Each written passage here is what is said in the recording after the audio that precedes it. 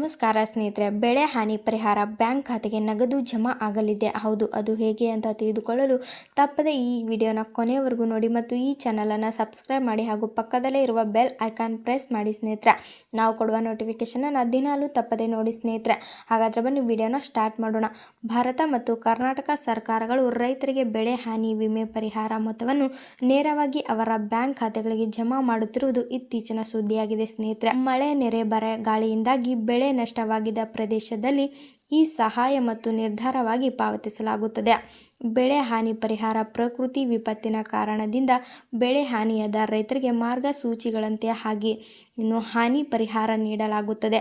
ಹಾನಿಯಾದ ನಂತರ ಹಕ್ಕು ಹೊಂದಿರುವ ರೈತರು ಗ್ರಾಮ ಲೆಕ್ಕ ಅಧಿಕಾರಿಗಳು ಅಥವಾ ಕಂದಾಯ ಇಲಾಖೆಯಲ್ಲಿ ಅರ್ಜಿ ಸಲ್ಲಿಸಬೇಕು.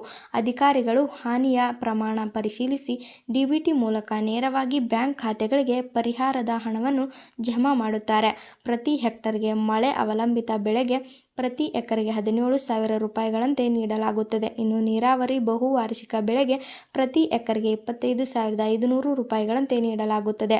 ಬೆಳೆ ವಿಮೆ ಪರಿಹಾರ ಪ್ರಧಾನ ಮಂತ್ರಿ ಫಸಲ್ ಬಿಮಾ ಯೋಜನೆ ಅಡಿಯಲ್ಲಿ ರೈತರು ಹಂಗಾಮಿನ ಆರಂಭದಲ್ಲಿ ವಿಮೆ ಮಾಡಿಸಿಕೊಂಡಿದ್ದ ಹಾಳಾದ ಬೆಳೆಗೆ ಪರಿಹಾರ ಪಡೆಯಬಹುದು. ಹಾನಿಯಾದ ಬಳಿಕ ವಿಮೆ ಕಂಪನಿಗಳು ಪರಿಶೀಲಿಸಿ ಭೂಮಿ ಪರಿಹಾರದ ಮೊತ್ತವನ್ನು ನೇರವಾಗಿ ಖಾತೆಗಳಿಗೆ ಜಮಾ ಮಾಡುತ್ತದೆ.